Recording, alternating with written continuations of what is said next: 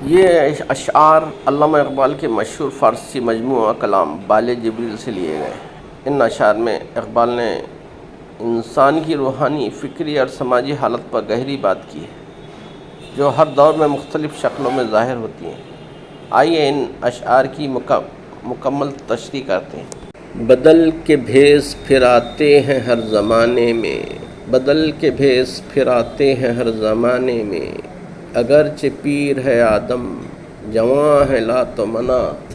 اس شعر میں علامہ اقبال انسان کی فطری کمزوری اور بت پرستی کی طرف جھکاؤ کی بات کرتے ہیں۔ وہ کہتے ہیں کہ ہر دور میں بت پرستی یعنی شرک نئی شکلوں اور نئے بھیس کے روپ بدل کر سامنے آتی ہے۔ اگرچہ انسان یعنی آدم کی عمر بہت زیادہ ہو چکی ہے، یعنی وہ زمانوں سے وجود رکھتا ہے، لیکن اس کے باوجود وہ اب بھی لات و منات یعنی بتوں کی پوجا کرتا ہے، جو کہ اس کی فکری جوانی یا پختگی کے برعکس ہے۔ لات و منات یہاں علامتی طور پر استعمال ہوتے ہیں۔ یہ عرب کے مشہور بتوں کے نام ہیں جو زمانے جاہلیت میں پوجے جاتے تھے۔ اقبال اسے استعارے کے طور پر استعمال کرتے ہوئے کہتے ہیں کہ انسان ہر دور میں نئے بت تراش لیتا ہے، چاہے وہ مادی خواہشات ہوں، طاقت، دولت، شہرت یا جدید نظریات کی شکل میں ہوں۔ انسان کی فطرت میں شرک کی طرف رجحان رہتا ہے۔ وہ ہمیشہ اپنی فکری کمزوریوں کی وجہ سے ان نئے بتوں کے سامنے جھک جاتا ہے۔ اقبال یہ بتانا چاہتے ہیں کہ انسان کو اپنی فطری کمزوریوں سے آگاہ ہونا چاہیے اور اللہ کے سوا کسی کے سامنے سر نہیں جھکانا چاہیے۔ ہر دور میں شیطان نئے بھیس میں آتا ہے اور انسان کو اس فریب سے بچنا چاہیے۔ یہ ایک سجدہ جسے تو گراں سمجھتا ہے، یہ ایک سجدہ جسے تو گراں سمجھتا ہے، ہزار سجدے سے دیتا ہے آدمی کو نجات۔ اس شعر میں اقبال انسان کو خدا کے سامنے سجدہ کرنے کی اہمیت بتاتے ہیں۔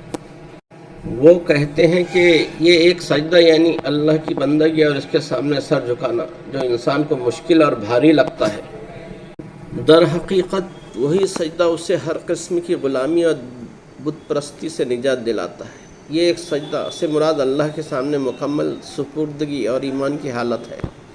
انسان کو یہ ایک سجدہ بوجھ لگتا ہے کیونکہ اسے اپنی خواہشات، انا اور دنیاوی رغبتوں کو ترک کرنا پڑتا ہے، لیکن اقبال کہتے ہیں کہ ایک سجدہ انسان کو ہزاروں غیر ضروری سجدوں یعنی دنیاوی طاقتوں، دولت، شہرت یا دیگر بتوں کی غلامی سے آزاد کرتا ہے۔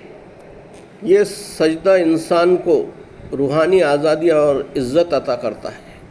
اس کا یہ پیغام علامہ اقبال یہ باور کرواتے ہیں کہ اللہ کے سامنے سجدہ انسان کو اس کی اصل فطرت سے جوڑتا ہے، جو اسے ہر قسم کی ذہنی، روحانی، سماجی غلامی سے آزاد کرتا ہے۔ یہ ایک سجدہ انسان کی خود آگاہی کو بیدار کرتا ہے اور اس سے بلند مقام عطا کرتا ہے۔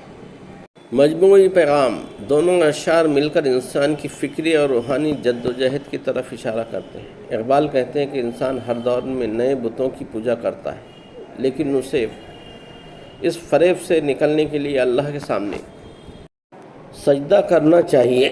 یہ سجدہ نہ صرف اسے روحانی نجات دیتا ہے بلکہ اسے اپنی اصلیت اور خودی سے بھی جوڑتا ہے۔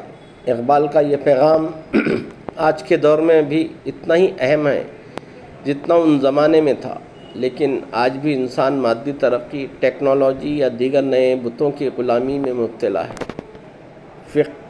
فکری نقطہ: اقبال کے نزدیک انسان کی عظمت اس کی خودی اور اللہ سے تعلق میں ہے۔